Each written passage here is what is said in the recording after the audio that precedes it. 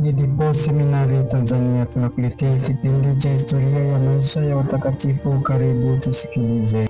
Kwa jina la Baba na la Mwana na la Roho Mtakatifu. Amina. Tarehe 17 Disemba, Mtakatifu Maria Rosa, mwanzilishi wa shirika.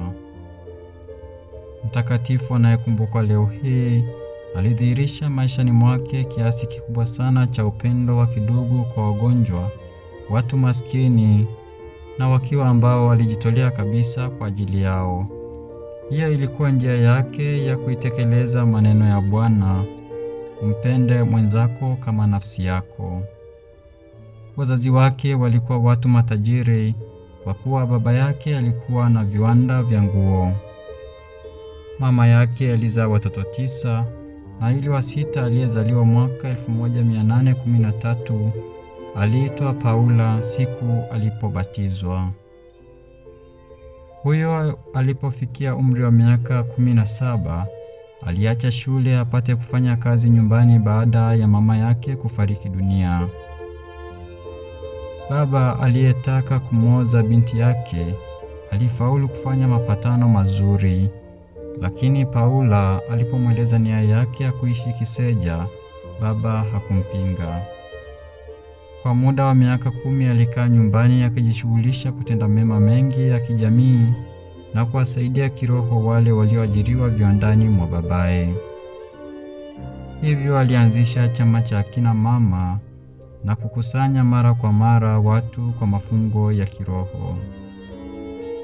Ugonjwa wa kipindupindu ulipozuka na kuwashika watu wengi kwa pamoja katika mwaka 1836, Paula na mjane fulani walishirikiana kujichosha kabisa, wakiwatunza kwa upole na upendo mwingi wagonjwa wenye kuteseka sana. Baadaye Paula aliombwa kuisimamia nyumba kwa ajili ya wasichana maskini sana walioachwa kabisa na ndugu zao.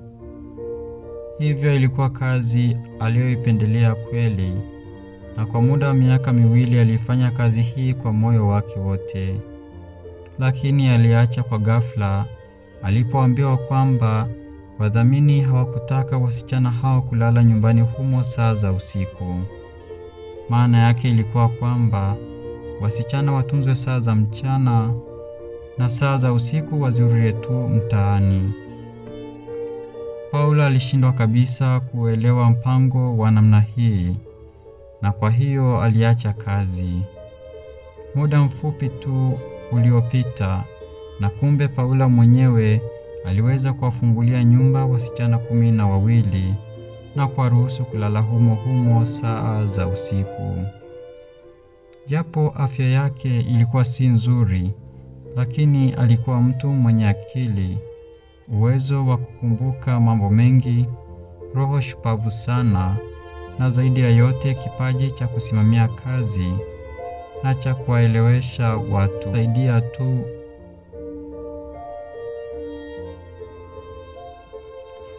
Mwaka 1840 alikusanya kundi la kina mama kwa kuwasaidia wagonjwa wa hospitalini, nalo likawa shirika la kitawa. Masista hao hawakukusudiwa kuwa wauguzi tu, bali walitakiwa kutumia muda wao wote na kujitoa moyo wao wote katika kuwatunza wenye kuteseka na kupunguza maumivu yao ya kimwili na vile vile ya kiroho. Shirika liliitwa Watumishi wa Upendo, na haraka sana kundi dogo la awali likawa na watawa 32.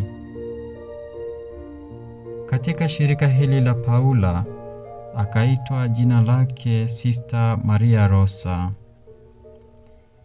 Licha ya kusababisha wivu na fikra mbaya, kazi yao ilisifiwa pande zote, na upesi sana masista waliombwa kutoa huduma katika hospitali ya pili. Shirika lilikubaliwa rasmi na wakuu wa kanisa Roma mwaka 1852, na miaka mitatu baadaye Sister Maria Rosa alifariki dunia. Mwaka 1954 alitangazwa mtakatifu. Ipo hadithi isemayo kwamba siku moja wakati wa vita, kundi la askari wenye mwendo potovu walijaribu kuingia hospitali kwa nguvu. Sister Maria alipoambiwa hivyo, akachukua msalaba mkubwa na pamoja na masista wawili wenye kubeba mishumaa iwakayo, akawakaribia askari.